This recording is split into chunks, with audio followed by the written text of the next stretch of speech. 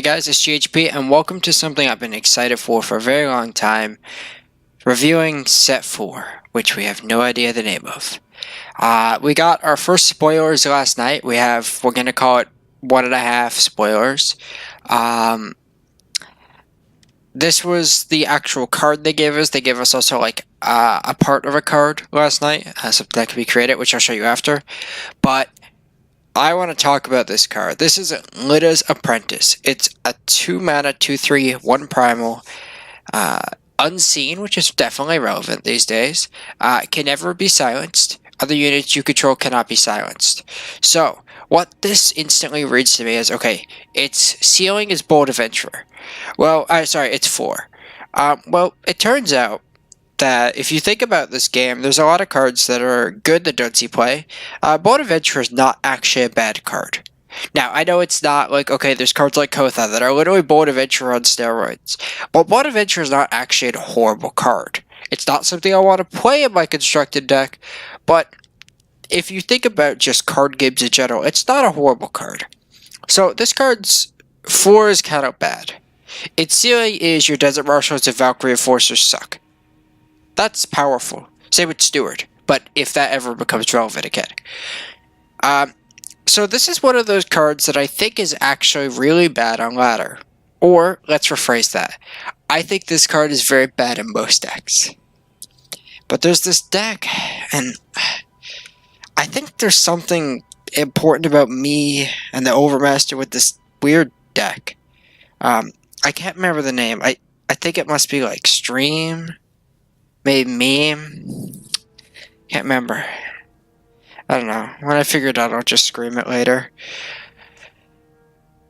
I think this card has a sideboard slot in the Haunting Scream deck. The reason for it is when you play Haunting Scream, you identify what you think the deck's weaknesses are. One of those is, and probably the biggest one, is Desert Marshal specifically, but Silence as a whole can be a big problem for you as a Scream player. As it's hard to interact with like a Desert Marshal, even if they don't kill, say, your Gorgon Fanatic, you still can't Scream it now, things like that. I think this might be the perfect sideboard card for the Scream deck right now. Where it gives you an actual answer to Desert Marshal. That's not Treachery. Treachery is really awkward. And the problem with Treachery is you often have to go, okay, I have 4 mana. I'll Treachery, take it, now cast Scream. What you can do with Lita's is just cast it on 2. And then your opponent has to either deal with it or realize these effects are worst. And now you can just Scream whenever, and for them to interact with it becomes a lot worse. I don't think this card's going to see play outside of like a combo deck / a Scream deck, but I think a deck that has a lot of issues with Silence could really use this card, and Scream is the one that comes to my mind the most. It being an Unseen isn't relevant for Scream yet, but there's a lot of good Unseen that could make Common Cause better, which if there's ever a Scream Unseen deck, Common Cause would be so welcome because the power bases are a little bit wonky right now for Scream, because it needs a lot of things going on and a lot of card selection, so you need a lot of Crest, which is a lot of depleted power. So, generally speaking, I think Lita's Apprentice is a powerful card. I think this card will see some play in those decks. I don't think it will see a ton of play unless, let's say Desert Marshal starts running rampant. Maybe a Primal X deck wants to play it, just as a clean answer to those cards. Then I can see it, because this card isn't awful.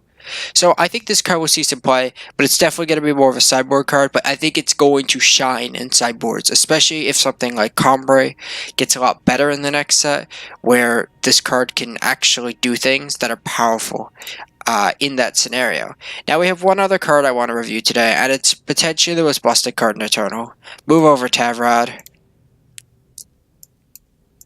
We have Sheep, if I can ever adjust it. Sheep is, you can see there's no influence requirements. Now what this means is that this card is created by something. So I'm not really reviewing this card, I'm kind of just trolling you guys, because Sheep is a 0-mana 0/1 that you cannot actually cast. or you can cast it if you put it in your head somehow, but you can't draw it. Like, it's not a real card. It's going to be something that's made, and we were told it's done by Sorcerer's Choice. So, the important thing I want to mention, I don't really care about Sheep, is the fact that we're getting choices again. And I think choices were some of the coolest cards in set 3? Yeah. They were some of the coolest cards in set 3. I absolutely adore them. Because I like cards with modes. I like cards that create a lot of decisions. Magic did a really good job on some of these cards, like Dromoka's Command and Colligan's Command, which created a lot of weird decisions, and these decisions impacted your game. So I really hope we get more of these spells that lead to different decisions that are good against different decks, too. I really like Island's Choice, where it can be good against creatures, but it can also be good against spells decks. So it doesn't die. It's not dead in the other matchup, which is nice. Okay, Carl, like Caleb's Choice, which there's decks that it literally doesn't hit anything in. But yeah, guys, I just really wanted to review and talk about Litters a little bit, get a video out, because set 4 hype. I'm really excited for set 4. Hopefully, we can get ourselves a spoiler this season. That'd be awesome. Love to review that on stream, throw it up in a video, etc. But yeah, guys, thank you guys for watching, and hopefully I'll see you guys next time. And hopefully that's more spoiler reviews, because I want more spoilers.